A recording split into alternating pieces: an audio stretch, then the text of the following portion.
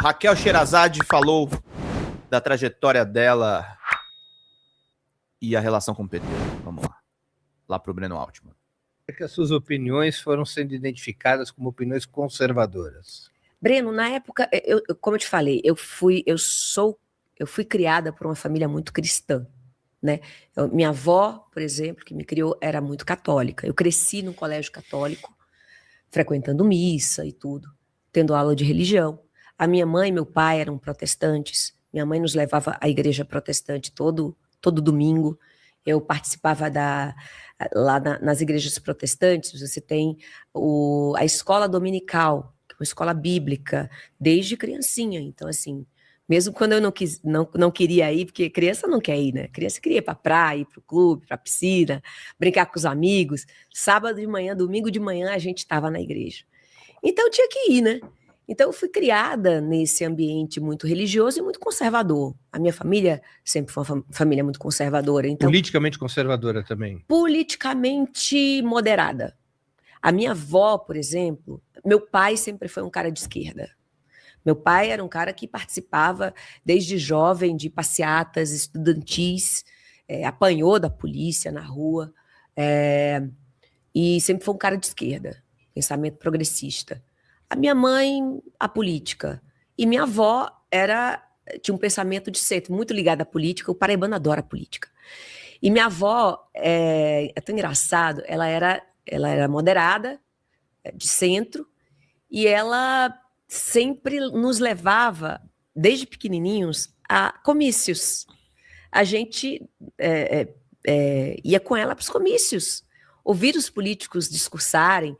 Havia aquela coisa da carreata, né? Minha avó não tinha ligação, não tinha favor político, não conhecia político nenhum, mas ela era apaixonada pela política, ela acreditava na política.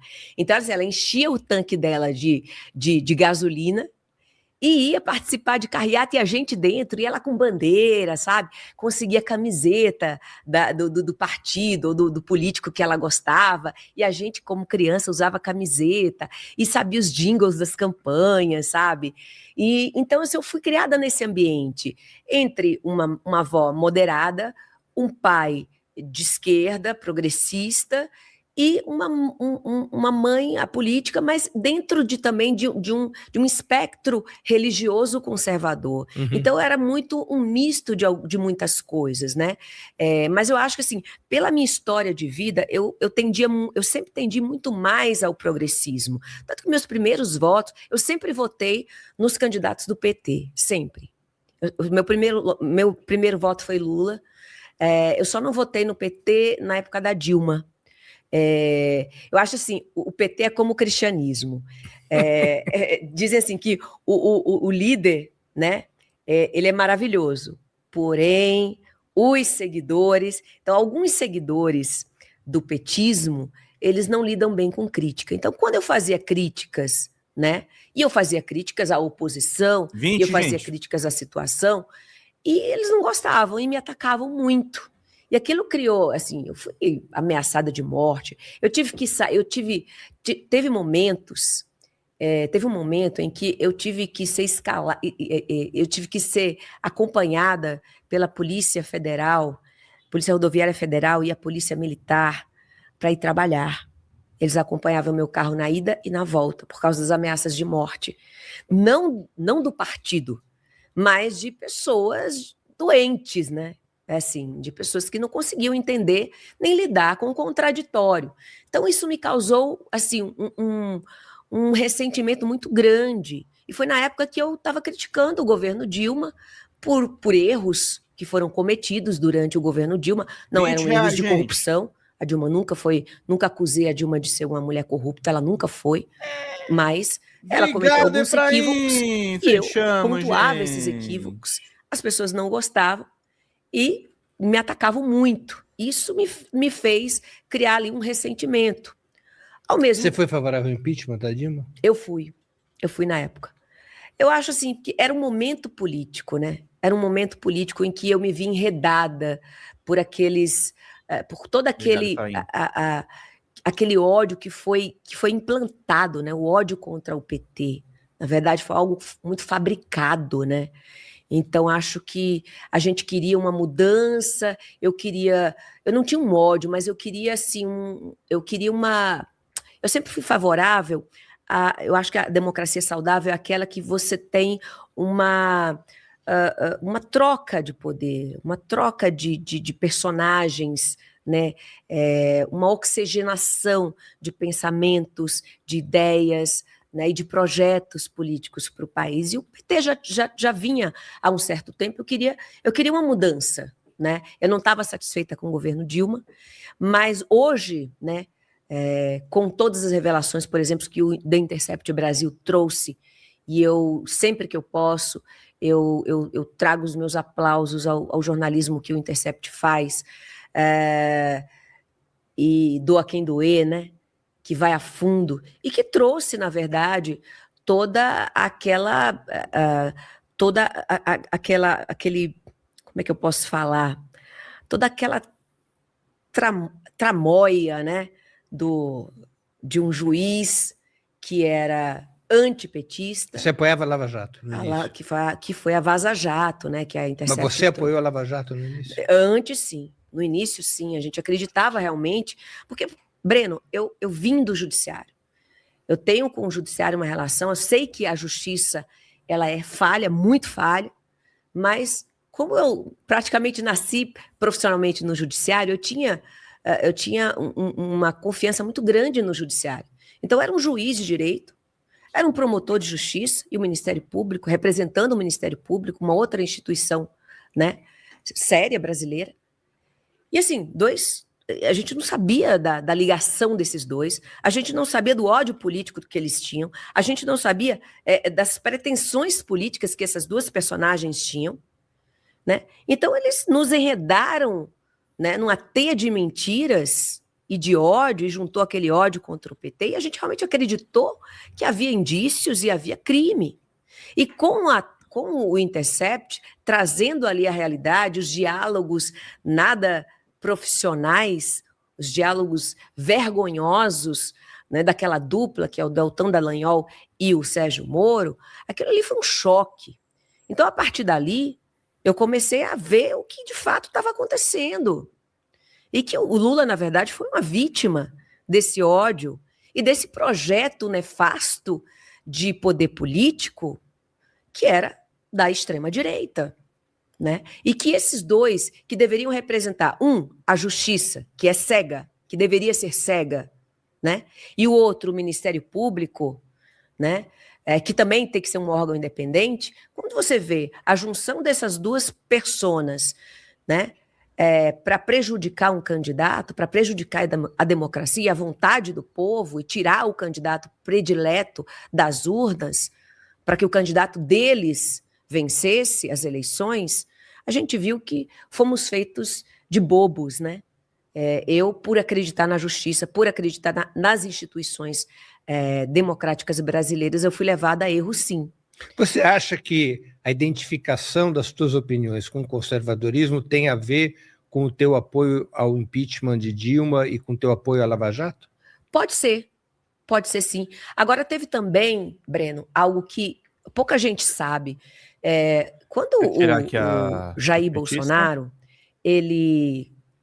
eu acho que quando começou a ter essas pretensões maiores, né, de ingressar como candidato à presidência, eu sempre fui muito ligada à internet. E eu comecei a ver alguns memes de internet. Eram uns memes de uns super-heróis, né, um conjunto de super-heróis, né, tinha o Superman, tinha um Capitão América, e em cada super-herói tinha um rosto de alguém da extrema-direita. Era o Olavo de Carvalho, era o Rodrigo Constantino, era o Bolsonaro sempre no centro. Usaram até... Isso é a campanha de 2018. Isso antes da campanha de 2018. Ainda antes, meados de 2016, 2017. Começaram a aparecer esses memes. Até a foto do Reinaldo Azevedo usaram, e eu era a única super-heroína nesse conjunto de heróis masculinos, e sempre a minha foto ali no corpo de uma super-heroína. E aquilo começou a me incomodar, Porque eu sempre mantive, eu como uma pessoa que falava sobre política, eu sempre tive o cuidado de manter uma equidistância dos entes políticos. Eu nunca conheci, eu nunca saí para jantar, eu nunca tinha telefone, nunca tive fontes políticas, eu nunca tive convivência com político nenhum, porque eu queria ter essa independência de poder criticar ou elogiar qualquer espectro político, qualquer ente político. Então, para isso, eu precisava me distanciar desses lugares. Então, a pessoa me colocar dentro da política dessa forma, tão tosca, né? Então, esses memes, eles viajaram entre as redes bolsonaristas e começou a me incomodar cada vez mais. Até que um dia eu vejo um meme com a foto do Bolsonaro com a faixa presidencial e eu ao lado dele como vice dele. E eu chego para a emissora e falo, olha, isso aqui está me incomodando, a gente precisa emitir alguma nota, a gente precisa dizer que eu não sou candidata, não apoio esse homem, e que estão usando a minha imagem, que é uma imagem jornalística, né, que é uma imagem que não tem lado político, e estão me usando politicamente. Isso já tinham feito em outras ocasiões, por exemplo, já usaram comentários meus, editaram comentários meus para usar em horário político. Então, eu pedi que eles utilizassem de algum o jurídico da emissora utilizasse algum remédio para que aquilo parasse. E aquilo não parou. Então, a minha imagem nas redes sociais circulava ao lado da imagem do Bolsonaro. E aquilo começou a me incomodar cada vez mais, até que chegou um ponto que eu fui obrigada a ir até as minhas redes, e eu fui a primeira jornalista a aderir à campanha Ele Não. Eu vi que alguns artistas estavam aderindo a uma campanha, ele não, e eu, como jornalista, eu tive que me posicionar politicamente, porque eu nunca declarava voto. Mas nesse momento eu achei crucial eu me descolar da imagem desse homem, que era tudo que eu não... É tudo que eu mais odeio na política, enfim, no campo pessoal, é tudo que eu não sou, né? É tudo que o cristianismo não ensinou, né? Tudo que vai de encontro ao que eu acredito, a minha história. Então eu falei assim, eu coloquei nas minhas redes, ele não. E comecei a dizer, e comecei a criticar cada vez mais nas minhas redes. Porque estando ainda no SBT. Sim, mas isso nas minhas redes, claro. Porque na emissora eu não podia dar opinião. Eu já não podia dar opinião na emissora. Então eu dava nas minhas redes particulares. E aí veio aquela leva de ódio, de tentativa de cancelamento, e aí mudou, né? Aí vieram os radicais do outro lado me atacar. Aí me chamavam de comunista, como se comunista fosse realmente uma ofensa, né? Para eles é uma ofensa. Para quem conhece o comunismo, não é nem de longe uma ofensa. Eu conheço um pouquinho do comunismo, eu conheço. Então, para mim nunca foi uma ofensa. Então, querido, quer me xingar de comunista? Fica à vontade. Né? Mas primeiro lê o Capital de Karl Marx, lê o Manifesto do Partido Comunista, por favor, para você entender um pouquinho do que você está falando. Então, eu fui acusada de pertencer ao outro lado. Então, era assim, a minha vida sempre foi assim, Breno. Quando eu contestava, ou quando eu criticava o lado progressista, eu era acusada de ser de direita.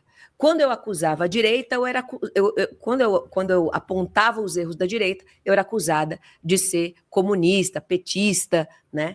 Então, eu sempre tive nesse meio. Então, eu pensei, bom, se eu estou incomodando os dois lados, então estou fazendo bem o meu trabalho. Porque o meu trabalho é falar o que eu penso, é fazer análise política, não para agradar um lado A, um lado B. Isso é o meu trabalho como jornalista. Você se arrepende de ter apoiado o impeachment da Dilma? Hoje sim, mas eu não tinha essa informação na época. Ótima entrevista, né? do Breno. Depois que a história passa, você vê, a gente podia ter feito diferente, mas a gente não tinha informação, a gente não tinha a maturidade, a gente estava vivendo um outro momento político, né? Então, assim, hoje, a título de hoje, eu me arrependo sim. Mas você acha que a impressão sobre você mudou ou você mesma alterou suas opiniões? Breno, eu sou um ser humano em construção. Eu aprendi isso com a filosofia.